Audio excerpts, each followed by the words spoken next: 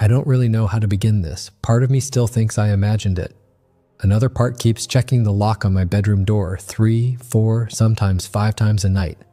I bought the farmhouse in early October, just outside of Collingwood, Ontario. Quiet, a bit run down, but nothing too far gone. The listing said, abandoned for over a decade, but the bones were solid and I'd always wanted something away from the city. Somewhere I could actually hear myself think. The first few days were normal enough.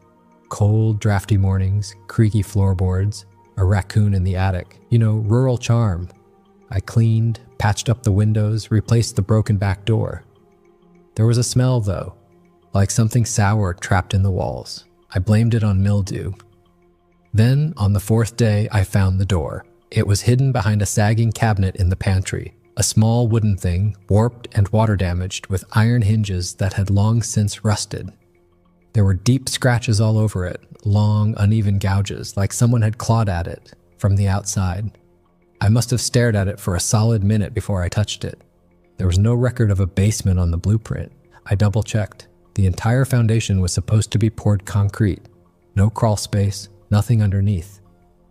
But the door was there, real, tangible, cold to the touch. It took me over an hour to pry it open with a crowbar. The smell hit me instantly. Thick, warm rot, like old meat and wet fur left in the sun. There were stairs, steep and narrow, leading down into pitch black. I don't know why I went down. Curiosity? Stupidity? I didn't bring a flashlight, just my phone, which barely lit more than a few feet ahead. The walls were stone, rough, uneven, damp. I remember the sound of water dripping somewhere, slow and rhythmic, like a leaky faucet echoing in a tunnel. I got maybe 6 steps in when I felt something wrap around my ankle. It wasn't a grab, not really, more like a touch, but wrong. Too many fingers, too cold. Like the hand had been waiting for years. I panicked, slipped, cracked my knee on the stone. My phone flew out of my hand and skittered into the dark, gone. And then I heard the breathing. Not mine, slow, wet, right behind me. I didn't look back. I couldn't. I scrambled up, heart hammering in my throat, nails scraping the stone. I hauled myself through the door and slammed it shut with every ounce of strength I had. There was a thud from the other side, like something heavy had lunged at it just a second too late.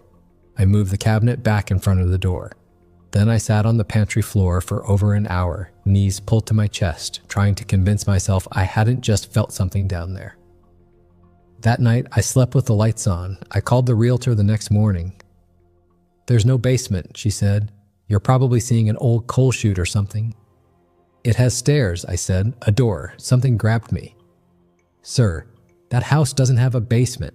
Look, I can send you the plans again. It's solid slab. No one's been under that house in 50 years. She hung up not long after. I did get the plans. She was right. No basement, no door. I even got a guy from the township office to take a look. Some old-timer named Hank with nicotine-stained fingers and a limp. He walked around with his little tablet, took a few photos. "No signs of excavation," he said. "Slab's intact." "Do you want to see the door?" "What door?" "The one behind the cabinet." We walked to the pantry together. I moved the cabinet. The wall behind it was seamless drywall, no door, just smooth, unbroken beige. I didn't say anything, neither did Hank. He scratched his neck and said something about "must be a stress reaction" and left. I didn't go near the pantry again for weeks, not until I started hearing the sounds. It was always between 2 and 3 a.m. A thump. Then a dragging noise, like something being pulled across stone. Once, I heard whispering, my name maybe? It was so faint I could have convinced myself it was just the wind. But one night, I woke up to find dirt on the floor, a trail of it. Thin, like a dragged fingertip, starting from the pantry, leading all the way to the foot of my bed. I moved into my car for a week. Here's the part I've never told anyone before. I eventually went back inside. I couldn't stay in the car forever. And for a while, everything was normal. The sound stopped, no more dirt, no more smells. But I started dreaming of the basement. Vivid dreams. I'd be walking down those same stairs, slower each time. The air would get thicker, more metallic. I'd hear my own voice ahead of me, whispering things I couldn't understand. Once, in the dream, I turned around to go back up, and saw a shape standing at the top of the stairs, watching me. I couldn't see its face, but it was tall and its arms were too long. It tilted its head as if curious. And then I'd wake up with my sheets damp and my feet dirty.